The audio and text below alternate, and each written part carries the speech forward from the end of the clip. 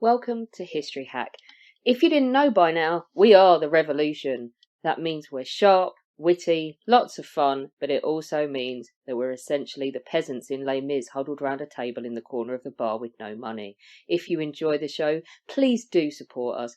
We have a Patreon account by which you can donate a small monthly sum in appreciation of what you're hearing. Alternatively, we have Ko-fi, in which you can just do a one-off donation as a thank you if you particularly enjoy a certain episode. Either way, we massively appreciate all of your support. Hope you enjoy the show. Hello, welcome to another episode of History Hack. I have Beth with me again, but what's really funny is my recording partner a couple of months ago is now the person we're recording with, which I find incredibly hilariously funny. But Beth is now going to tell you who we've got on today. Beth, who have we got on? Oh, well, we've got no one else other than the History Hack Jesus. Josh Provan is here with us today. He is a prolific writer, and he certainly is. The content he puts out, the level is absolutely amazing. He's a podcaster and presenter who is here to talk about his new book, Every Hazard and Fatigue, The Siege of Pensacola, 1781. Josh, welcome back to History Hack, we should say. Thank you. It's almost as if I never left. It's right? so comfortable. Is it weird being on the other side of the microphone of being interviewed when usually you interview with us? It has sort of flip-flopped, hasn't it? Because I used to come on just as a guest, and then I started doing presenting gigs, and now I'm back as a guest. So I don't know where I am right now. I don't know what side's the better side, because on my side you can be a little bit more critical, and on your side you actually have to be knowledgeable. So I don't know which has the easier job right now. I never know myself. Sometimes I prefer being a guest because you're just there to talk about your subject, and sometimes it's easier to be the presenter where you just let the guest talk, but you have to be able to guide them. So I don't know which one I like best at the second. Do you think Betty and I can guide you today? Oh, of course. I would trust no other people I know from History Hack to do such to guide me through. Josh knows which side his bread's buttered. Absolutely. And it's whoever has just handed me the bread. Oh, do you know what? I'm going to make Beth start this off because I can. So I'm going to make Beth go first. Beth, you go first. Yeah. So the Battle of Pensacola has been talked about on a podcast earlier this year, but can you just, for our listeners, for the listeners who maybe didn't listen to that episode or who are new to the podcast, can you give us an overview of Spain's involvement in the War of Independence?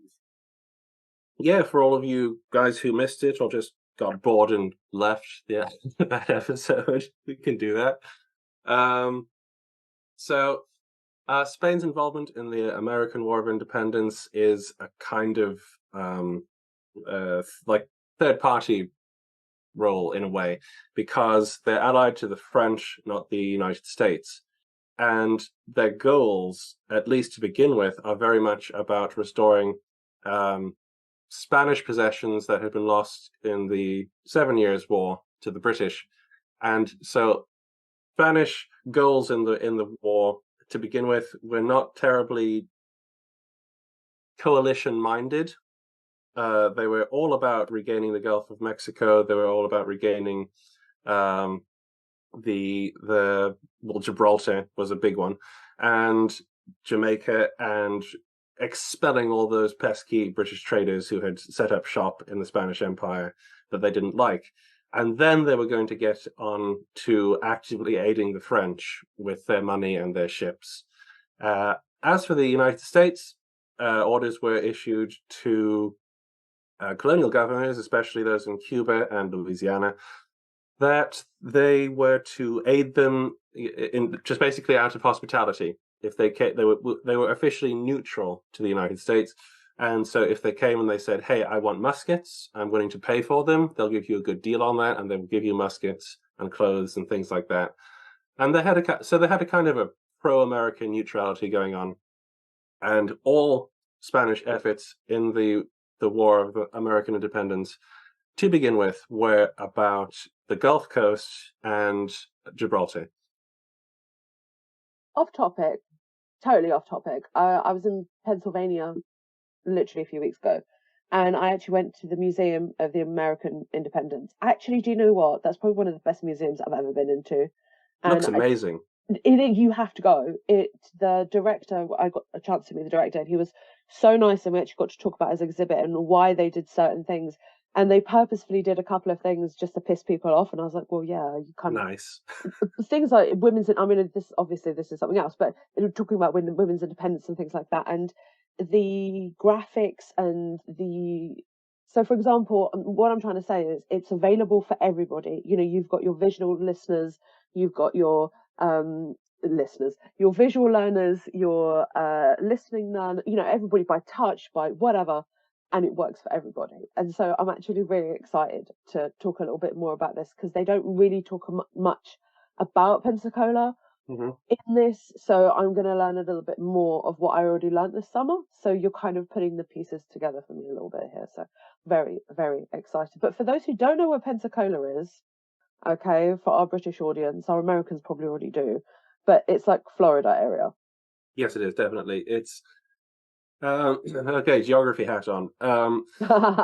You have New Orleans, and then to the west you have Mobile, and then you have Pensacola, essentially. And all the way on the other side of Florida you have St. Augustine. So it's actually kind of midway between the state capital, Florida, Tallahassee, and New Orleans. Just say Tallahassee one more time. Tallahassee. I just like saying Tallahassee. I think it's a fun word to say. Florida has an awful lot of really cool Muskogee and Seminole names in it, and they're a lot of fun. Okay, enough of me babbling on about things that don't relate to what we're talking about. Well, the geography did. Tell us, who was Bernardo de Galvez, and why was his campaign that led to Pensacola so successful? Bernardo de Galvez is my history buddy since about 2020 now. He is one of my new favorite characters in history, and at the same time, someone I struggle to properly generalize about, because he's just. I said this on quite a few podcasts. It sounds like someone made him up. He's like a character out of The Last of the Mohicans. And that's kind of why his campaign is so successful, because he just was one of the best field commanders in the American. I'm using the word American Revolution, but to the Spanish it was something slightly different. But he did things with very little means and under quite dramatic time constraints and facing relatively dodgy odds that shouldn't really have worked.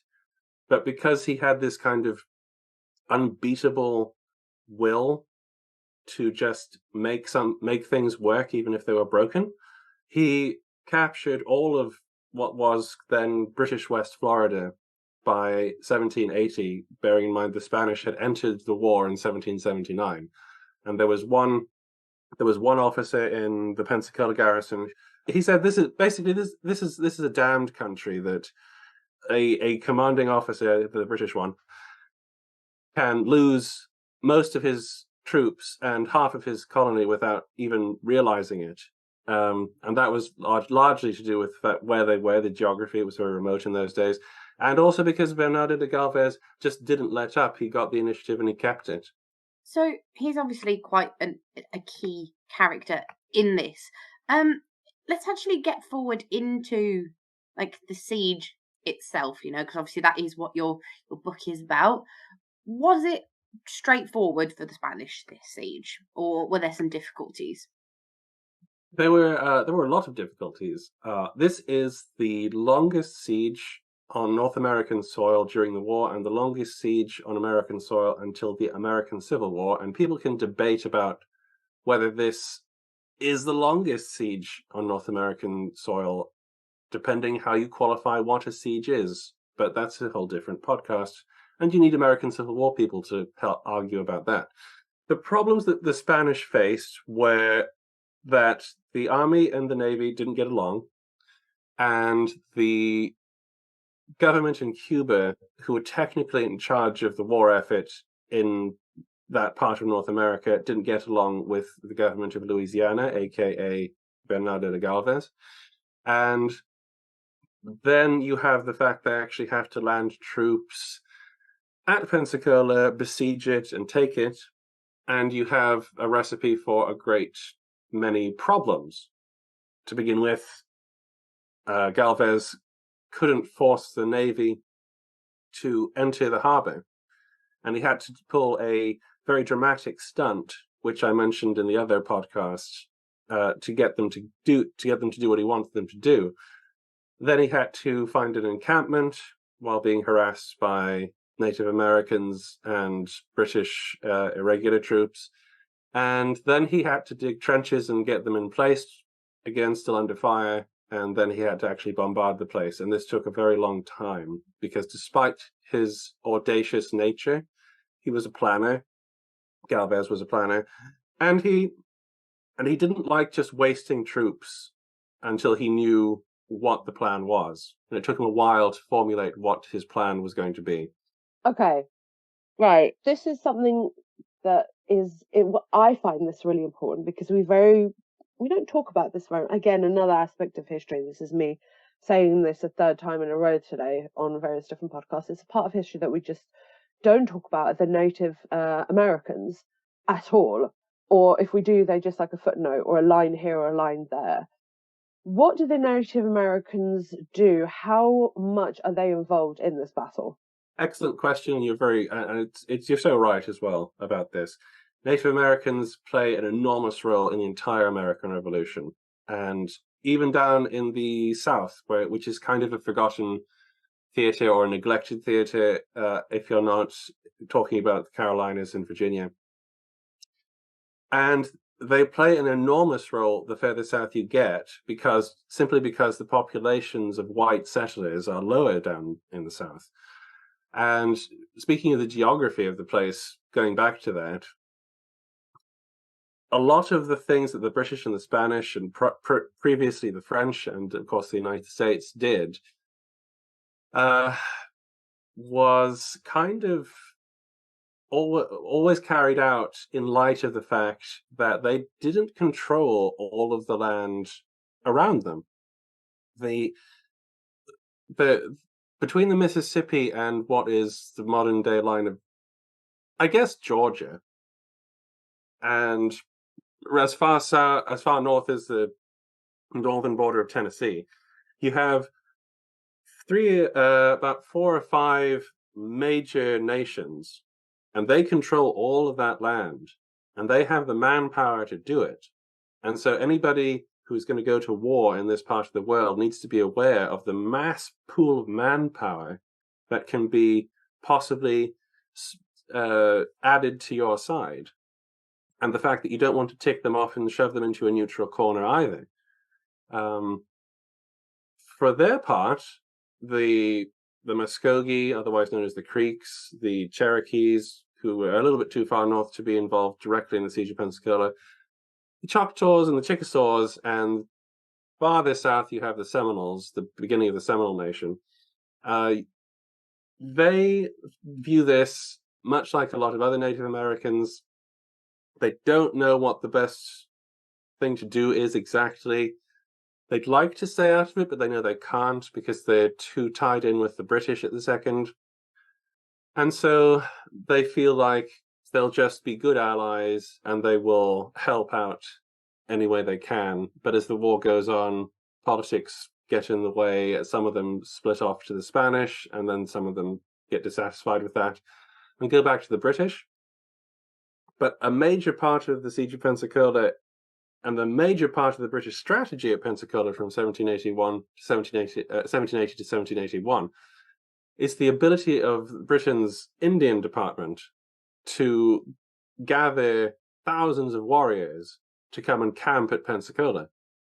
And this is a big problem for Galvez, because he's not a big fan of irregular warfare and being tied down chasing war parties through the woods and the trackless swamps of Florida and the Gulf Coast. He actually tries to get Campbell to do a deal where they both promise not to use Allied warbands. He says a lot of stuff about the censure of humanity will be upon us if we do this. And I mean, he wasn't a hypocrite. He actively tried not to use any Native Americans who are on his side for war purposes. But Campbell said he'd be an outright idiot if he didn't use every means at his disposal. So you get something like 2,000 warriors through 1780 camped at Pensacola. They're all there they're there because their chiefs and leaders have brought them there, but they're also there. A lot of young men are there to prove themselves as warriors, and men take scalps to prove this, because this is a rite of passage. And this whole strategy becomes undone when the Spanish don't show up for half a year, and most of them will go home except for about 600 to 400 Choctaws under a very redoubtable war chief called, and I have to just check how his name is pronounced here, but it's Franchimistabe, which basically means French killer, but can be shortened even further to just killer. And he is the unseen commander at Pensacola. He's the unseen third commander at Pensacola in 1781. And I was so excited to find out about him, because I didn't even think that I was going to be able to name a Native American participant in this book. It's that bad usually with the records of their participation. But they played a very vital role in the siege. And so, obviously, if you look at a map of where Pensacola is, which I did have to do for this podcast, you can see that where it sits. Yes, it's obviously is on land, but it's also it's encompassed by water as well, by the sea, by the it is the Gulf of Mexico, isn't it? I'm not making my. No, you're right. Yeah. Yes, I thought so. I had that awful moment of then, it's like, I'm saying this, and is this right? Or my brain was playing tricks on me. So obviously we can't avoid the fact that there must be an effect of naval power on this fighting, and I'm sure particularly Alina would love to hear about some more boats today. No, stop it. But yeah, so how did the Navy, any naval power, impact the fighting? It is a very important question, and it's a fascinating element of the siege and the campaign across the Gulf Coast is the importance of naval supremacy for any army trying to retake West Florida. The problem that Pensacola has is largely one of supply. It can only be supplied by land from St. Augustine, which is on the other side of Florida, on the Atlantic coast of Florida. And its principal means of supply was actually Jamaica, from convoys coming in from Governor Darling, who didn't care squat about the Gulf Coast because he was off trying to invade Honduras. And using a lot of men, material, and ships, including Nelson and Collingwood ships, to go and invade Honduras, which coincidentally the governor there, the Spanish governor there, was Bernardo de Galvez's father, Matias Galvez. And that's another podcast all on its own, to be honest. It's very fascinating, but we don't have time to go into it. But the point is, the squadron under Sir Peter Parker at Jamaica was technically the one that was supposed to be defending and facilitating Pensacola and the Gulf Coast ports.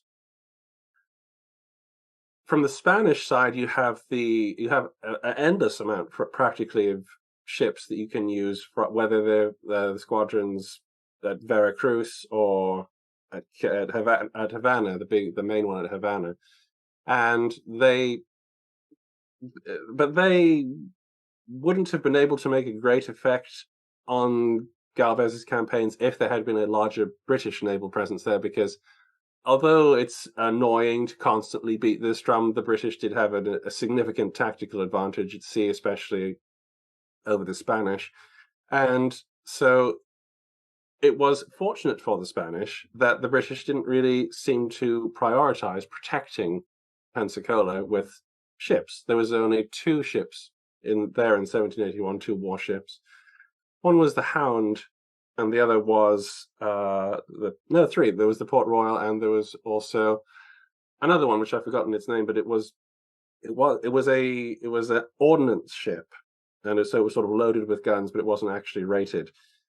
And so the problem is obvious there. You have a bunch of deep water ports that aren't defended properly from the sea, and a navy which, to begin with, is busy elsewhere, and then is battered by one of the worst hurricane seasons on record in 1780, so that they can't practically launch their ships. And General Campbell at Pensacola is constantly asking for naval support, not really realizing that none can come and help him. And so the ball is completely in the court of the Spaniards.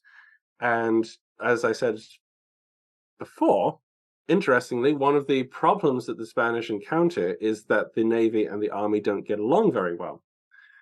And it's only really when the naval commander is changed to a gentleman by the name of José de Solano, and a large reinforcement comes in to Galvez's army besieging Pensacola, that the tide truly starts to swing in the favor of the Spaniards. So it's highly important, the Navy aspect of the siege. Boats. Thank God they're over. Thank you. Because I want to move on away from the boats, as far away from the boats as I possibly can. Tell us a little bit more, how did the rest of the siege unfold? So it goes in sort of stages. You have the initial landing and the problem with the Navy. All very dramatic. Means a lot to Galvez. But hold on. When is it not dramatic? There's a kind of it's the next part that isn't massively dramatic, because it's a lot of digging and marching and skirmishing, which is kind of dispiriting to a lot of people. There's not a lot of opportunity for glory. We'll put it that way. Okay, fair enough. But that is the bit that comes next. You got a lot of hard graft coming up, where the Spanish are trying to find a place to make a camp, a safe camp from which they can launch the proper siege works from. An interesting facet of the siege and Galvez's way of fighting is that as soon as he lands somewhere, he tends to send letters to the guys he's fighting. So he sends letters to the British, and he does a deal with them. He sets out the ground rules. He says, it's regrettable you're using the Native Americans, but how about despite that, I'm not. Despite that, why don't we agree that we're not going to fight in or over the town, so the people can stay there. That will be protected. Civilian property will be protected. I'm not going to use it unless you use it. Don't force me to burn the town down, basically. And they agree on that. And so the actual fighting occurs not over Pensacola itself, but the fortifications of Pensacola, which sit on a very low hill above the town. A target which, in the possession of any one of the armies, controls the town, because you can bombard it from the heights, which is a very fascinating way of sort of dealing with the rules of war, is just send letters as soon as the fighting begins and say, what are the ground rules for this? And we move forward. And indeed they did. Galvez had a lot of problems trying to identify the best place he could both get supplied by the Navy and get good access to the forts on what was the British called Gage Hill. And this took most of April to sort out, because they were also coming under attack from Franco Mistabe's war bands and British loyalists. He lucked out a little because Campbell wasn't the most aggressive general, and so he could have been pressed a lot harder earlier on.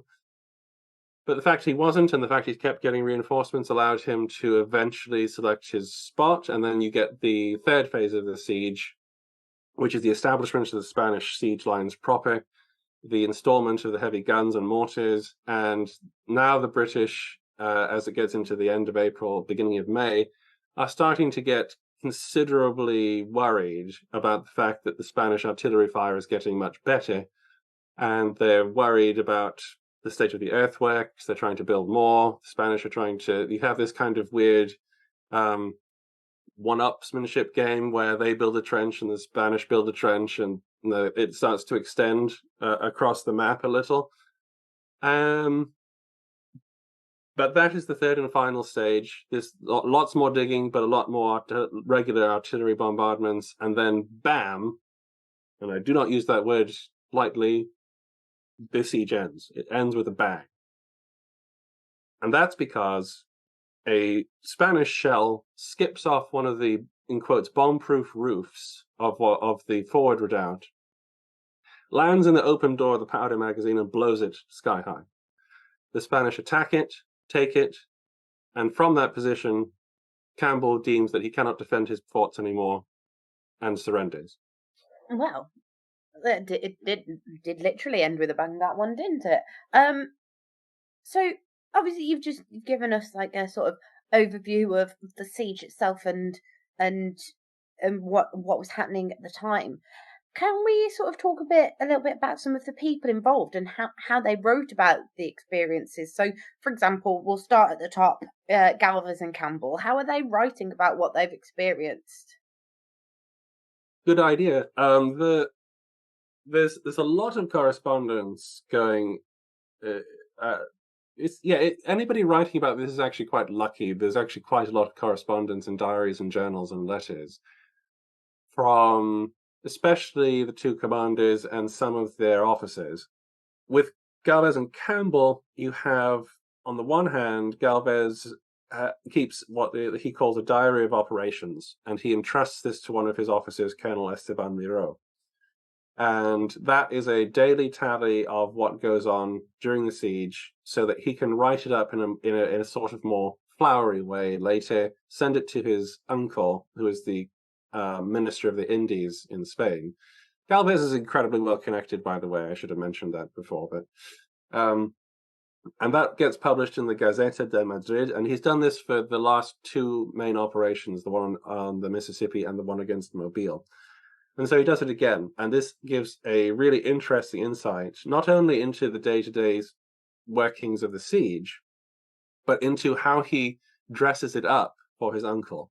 Because we not only have Miro's daily tally, but we have Galvez's final product as well, which was published in the Gazeta. So that's interesting, and he does pad out a few things here and there for public consumption. Either that or his uncle does. I'm not quite sure which one is responsible for the final effort, but he writes about this so that quite naturally people know what he's done, his achievements, and he can back up any problems he has in writing, and it's corroborated by one of his officers, etc.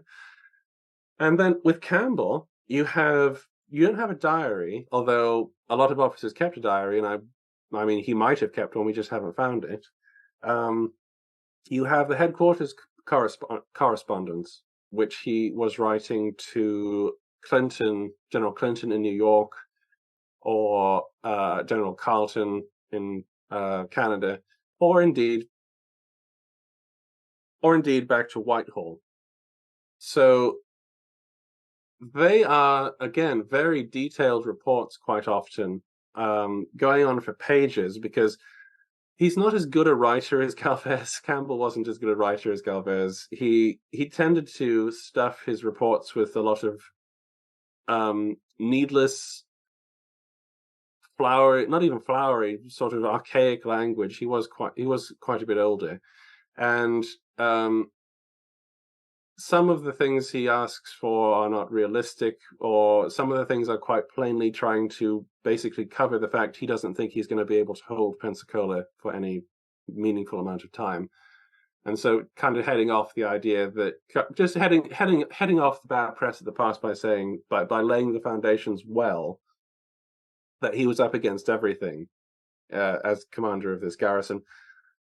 they're very interesting reports, and indeed there's more than just the official reports. There's also his correspondence with the Indian Department and with the civil authorities, Governor Peter Chester, and indeed some of the correspondence with Galvez. After the siege ended, they had a right old war of words to do with how the prisoners were going to be transported back to British territories, who was breaking what rule of the capitulation because something happened that they didn't foresee, and a lot of shenanigans in print have been recorded through and held at the National Archives in Kew, which I was lucky enough to go and see. It's really fascinating stuff to see how the two generals dealt with things. Well, it wasn't just them. There were others as well. You've got Captain Deans and Superintendent Cameron. How did they deal with it? So, Superintendent Cameron, you have several of his letters back to the Foreign Office. He was superintendent of the Southern Department of the British Indian Department. He took over from a very successful superintendent by the name of, I think it's John Stewart, one of the first Indian department superintendents in the South. And he criticizes Campbell very heavily in his letters. We don't have a journal for him, but we do have some of his letters that he wrote back, sort of trying to tell people that if we're going to use the Native Americans as allies, we need to actually treat them as allies and not as just paid mercenary auxiliaries. They're here because they technically want to be, because they have incentive to be here, not because of any particular love for us. And Campbell just didn't understand this, and Cameron criticizes Campbell quite heavily for not understanding how to best use their allied contingent. And there's also great insights in his letters to Whitehall and his bosses at the Indian Department into the makeup of the allied warriors who came. It's from him that you hear about Francis Mistabe. And it's from him that you get the speech that Francis Mistabe makes, ticking off the British for not supporting him properly. Then you have Captain Deans of the HMS Mentor, and he is the commander of one of the few Navy ships that are beetling up and down the coast prior to the siege. The Mentor ends up getting scuttled to prevent it being captured by the Spanish, and he takes his guns and his men into the redoubts, and they act as artillerymen for the rest of the siege. Artillerymen, carpenters, and many other things, because the seamen are very handy. He has a logbook, and logbooks are just gold because you get all sorts of information that you don't get in normal journals. His stuff is very sparse, and you also have the slight problem that Navy days start at 12 p.m. So there's a kind of a mathematical overlap where some of the stuff he writes seems to occur on a different day, but it really doesn't, which is confusing. But nevertheless, despite its sort of Spartan nature of XYZ happened at this time, it's really good because it also gives you like the weather and the wind direction and just bare bones, this happened on this day, without really giving any sort of bias. So that's how they both do it. And of course, the logbook is being written essentially again so that after the operation is over, he will be able to face a court of inquiry, basically, and explain what happened. So it's some quite interesting little tidbits there from some of the accounts you found, and we can't get away from the fact that a lot of those voices are European voices, European male voices, just by deference of what was happening at the time. But are there sort of any accounts that were left by maybe any women that were present at the siege or in the area, or any of the Native Americans? Yes, actually, but with conditions. So as I said before, I was not expecting to be able to find good Native American voices. And indeed, there's no Native American who leaves his own testimony of fighting at Pensacola, you have to get their voices from people like Superintendent Cameron and the Spanish King's Commissioner in America, Francisco de Saavedra, who interviews a lot of the Native Americans at Pensacola after the siege or during it, because some of them came over to the Spanish camp. And he talked to them, and he left some interesting passages in his journal about meeting them and what they talked about. So there's that, and you have that wonderful speech by Franchi Mistabe about his part in the siege to Superintendent Cameron. For the women, again, I was skeptical as to whether I would be able to find anybody who left any account, and as usual in sort of the official documents, you might now and again have a passing reference to a woman somewhere doing something in connection with something else. And in 1780, you get the chaplain of the 3rd Waldeck Regiment, who is another part of the Pensacola garrison, talking about day-to-day life through that summer, and he talks about some sort of affairs that happen in the running of his regiment and the running of the other regiments, which includes some of the women who are there. You also get official records of the regiments themselves and a rather startling figure of the mortality of the regiments that serve in West Florida, and there are a lot of casualties through disease of women and children through who are attached to the regiments. But that's kind of so you can cobble all these things together to get a broad appreciation, and I think if you dig deeper, you'll be able to get more. But specifically with the Siege of Pensacola, you could have knocked me down with a feather, but I found an insane account of a woman by the name of Elizabeth Woodward, who she was attached to one of the Loyalist battalions. I think it was the Pennsylvania Regiment, and she lived long enough to be able to petition. I think it might have been Castlereagh for a pension, and in this declaration that she sends when she's a very old woman, she lays out a ridiculously swashbuckling, insane life that she led as essentially a regimental woman. So in North America during the American Revolution, she was married a few times, and she was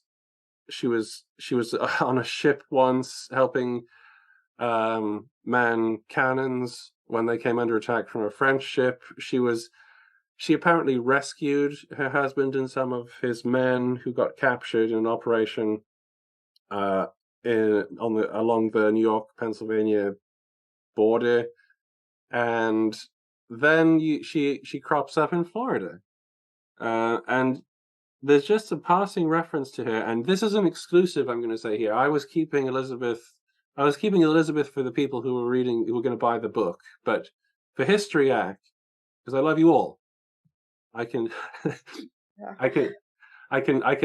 you the exclusive that Mrs. Woodward is the woman at Pensacola. Well, there you go, listeners. History Hack exclusive there from Josh. Don't get many of those.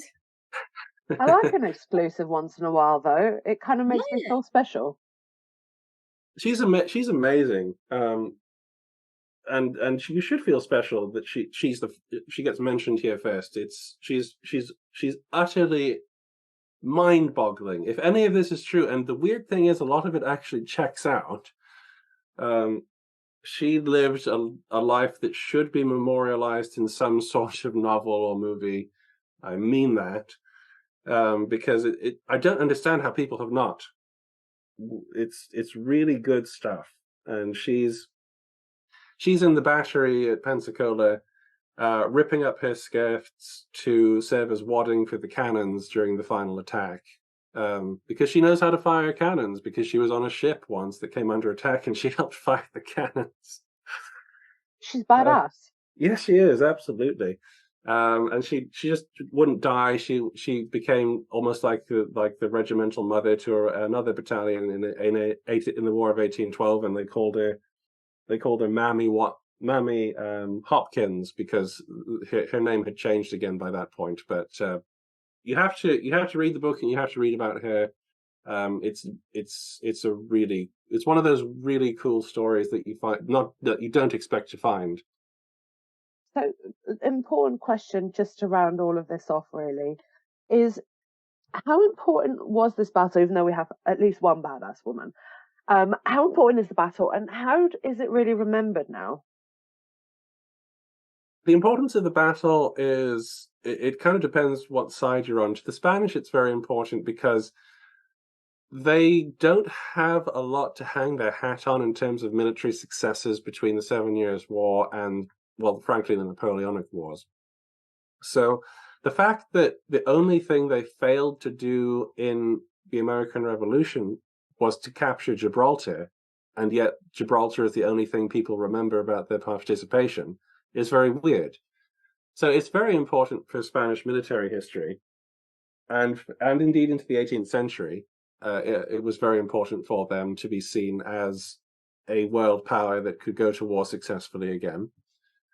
And it was very important for the United States because, although the Spanish were neutral, their participation frankly ensured that there would be some kind of settlement made that secured some manner of independence.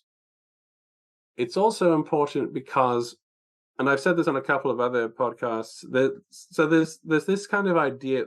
There's been an idea for a while that without the Spanish, there is no Yorktown. This is a weird statement, given what people understand about the Spanish and the American Revolution. But the reason why the case can actually be made and defended is because after the Siege of Pensacola, the Spanish and the French got together and they decided, okay, what joint operations can we get going? And they talked about a few things, but it turned out that the French didn't have any money to get their ships to sea with. So the Spanish commissioner, who I mentioned earlier, Francisco de Saavedra, said that, well, if you stop by Havana on your way to Virginia, where Washington is waiting for you, then you can take some of our money and we'll send ships over to Saint-Domingue and they'll protect it for you while you're away, because we can't actually go ourselves and help the Americans, because that would make it look as if we're actively aiding rather than being neutral. So the inhabitants and the government of Havana do a whip around and they come up with 1 million pesos, or is it 500,000? 500,000 to 1 million pesos, and they give that to Admiral de Grasse, and he goes on his merry way to Yorktown.